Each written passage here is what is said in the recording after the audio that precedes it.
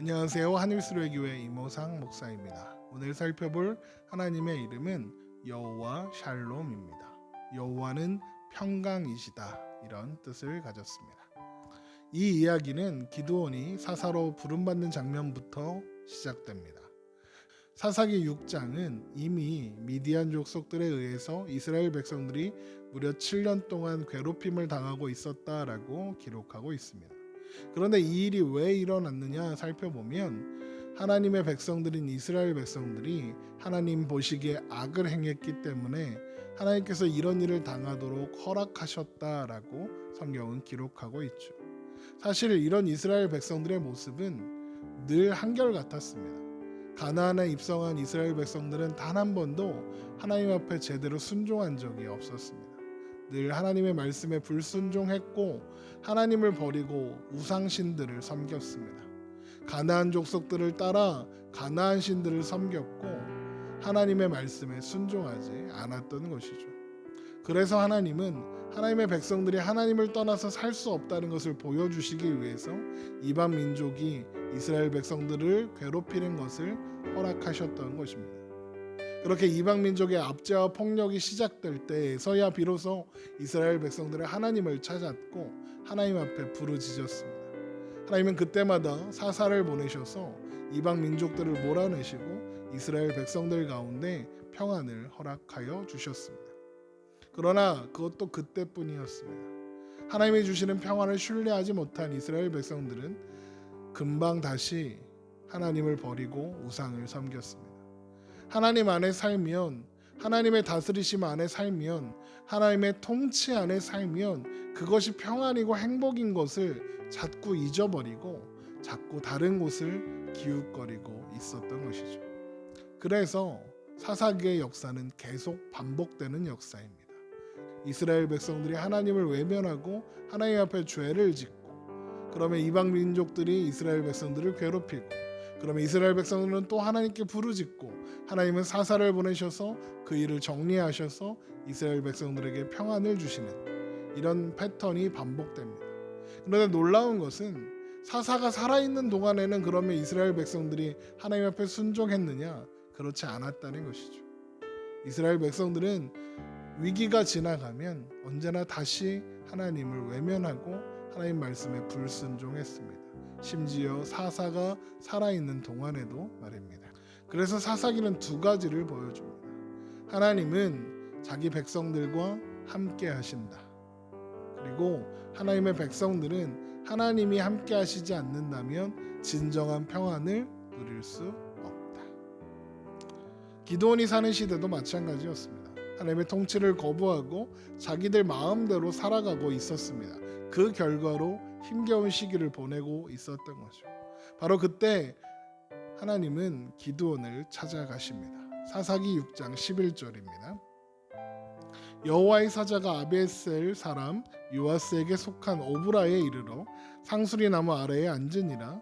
마침 요아스의 아들 기드온이 미디안 사람에게 알리지 아니하려 하여 밀을 포도주 틀에서 타작하더니, 기드온이라는 사람이 포도주 틀에서 밀타작을 하고 있었습니다. 밀타작은 먼지가 많이 나기 때문에 마당에서 해야 합니다.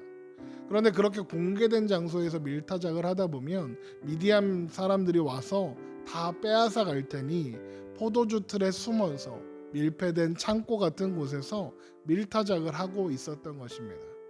그러면 기드온은 이런 사람입니다. 소심하고 겁이 많은 사람이죠.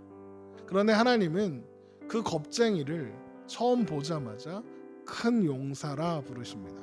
사사기 6장 12절입니다. 여호와의 사자가 기드온에게 나타나 이르되 큰 용사여 여호와께서 너와 함께 계시도다 하매.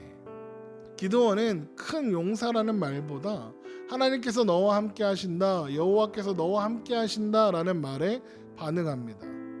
왜요? 하나님이 나와 함께 하신다고요?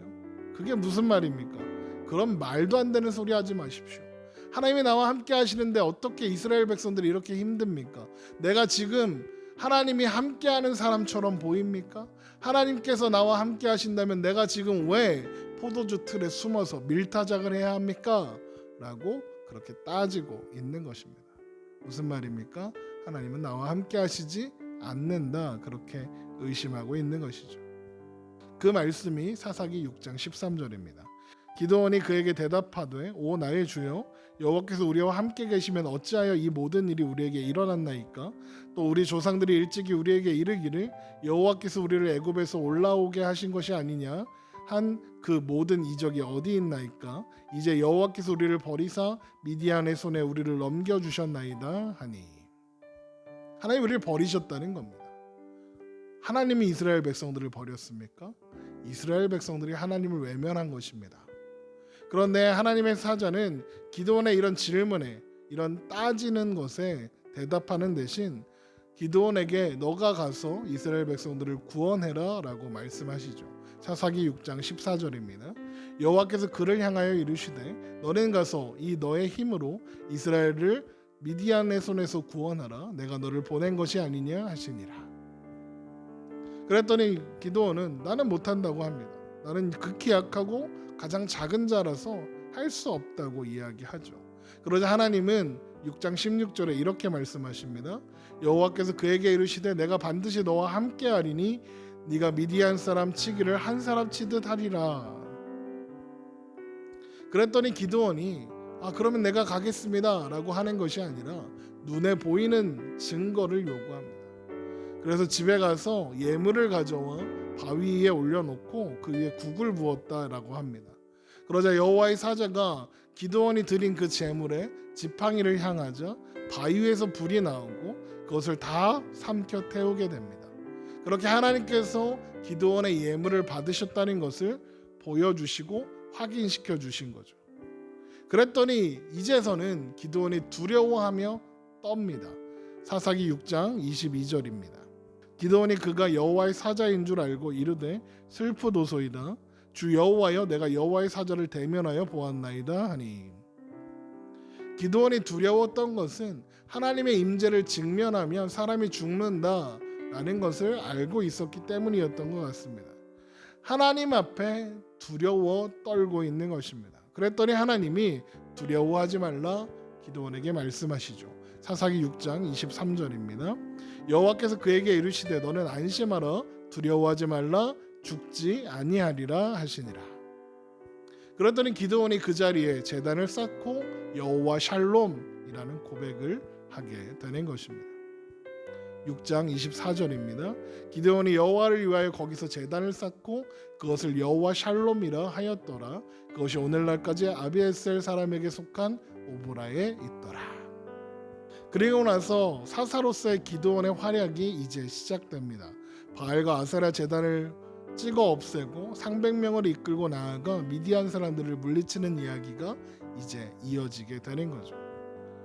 사실 생각해보면 하나님의 사자가 하나님께서 기드온을 향해 큰 용사다라고 불렀지만 기드온이 어디 큰 용사에 걸맞습니까? 작은 용사도 안 됩니다. 숨어서 타작하는 겁쟁이였습니다. 하나님께서 이스라엘 백성들을 돌보지 않는다 그런 불만과 의심만 가득했습니다. 하나님이 내 편이 아니다 기드온의 생각이었습니다. 그럼에도 불구하고 하나님은 기드온을 보내어 미디안을 몰아내고 백성들을 구원하시겠다라고 말씀하셨던 것입니다. 그런데 기드온이 믿었습니까? 믿지 않고 증거를 요구합니다. 그래서 하나님이 그 증거를 보여주셨죠. 그러면 하나님의 임재를 보았으니 순종해야 하는데 순종합니까? 순종하지 않습니다. 두려워하며 이제 나는 꼼짝없이 죽는구나 그렇게 두려움에 사로잡히는 것이 기드온입니다. 어딜 봐서 큰 용사입니까? 그런데 하나님은 그런 기드온에게 큰 용사라 하십니다.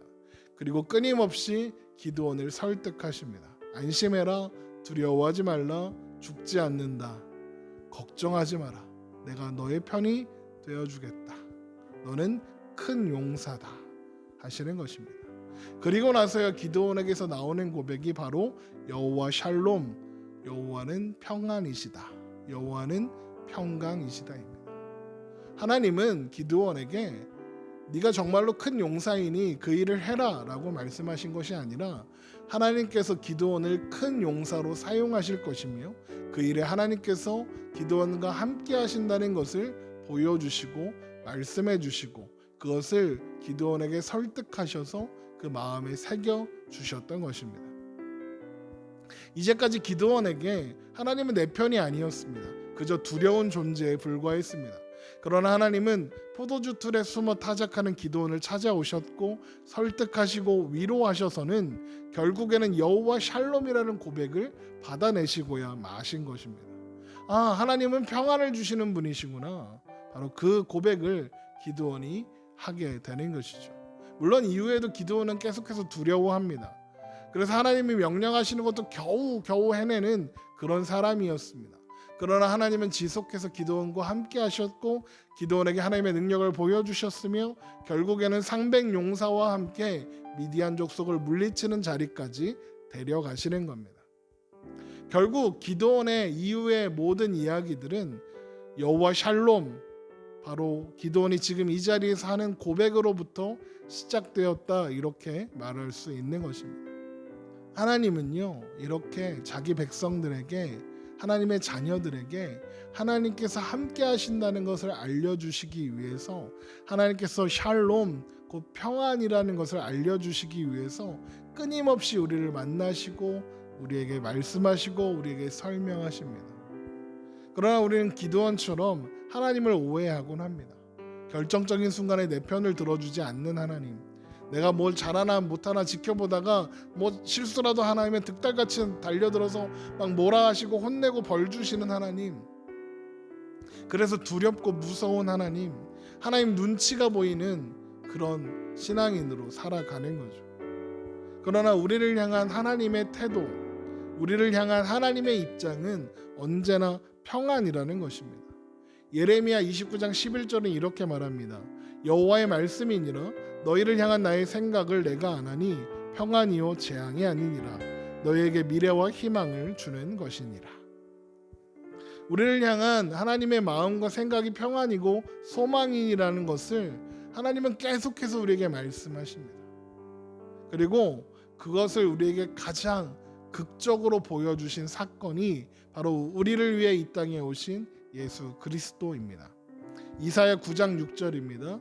이는 한 아기가 우리에게서 낳고 한 아들을 우리에게 주신 바 되었는데 그의 어깨에는 정사를 메었고 그의 이름은 기묘자라 모사라 전능하신 하나님이라 영존하시는 아버지라 평강의 왕이라 할 것임이라. 주님께서 바로 평강의 왕으로 이 땅 가운데 찾아오셨습니다.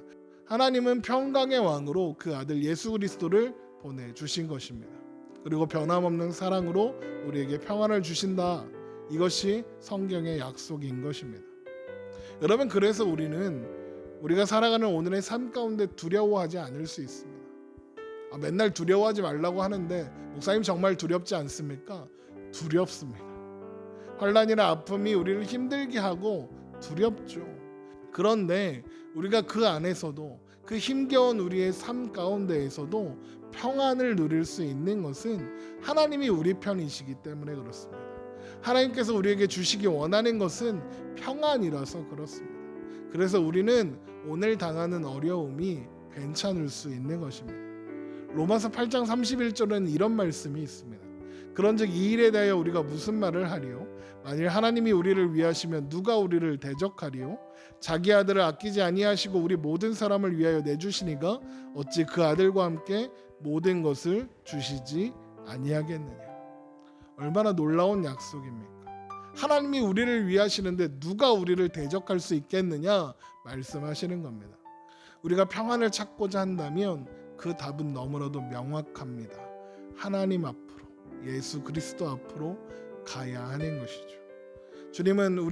하나님은 우리를 평강으로 인도하시기를 원하십니다. 이사야 26장 3절입니다. 주께서 심지가 견고한 자를 평강하고 평강하도록 지키시리니 이는 그가 주를 신뢰함이니라. 하나님께서 우리를 평강으로 지키시고 우리에게 믿음을 요구하시는 것입니다. 하나님의 놀라운 사랑으로 우리를 선택하시고 부르시고 자녀 삼으셨습니다. 그리고는 자녀 삼으신 자에게 온전한 평안을 주시기를 원하십니다. 자녀들이 평안을 누리며 믿음으로 살기를 원하시는 것입니다. 여호와 샬롬의 하나님이 우리 편이라는 사실, 두려운 하나님이 아니라 우리에게 평안을 주시고 우리에게 안정을 주시는 하나님이라는 것. 그 하나님 안에 있는 것이 진정한 복과 평안을 누리게 된다는 것을 기억하며 믿음으로 오늘을 살아가는 우리가 되기를 주님의 이름으로 축원합니다.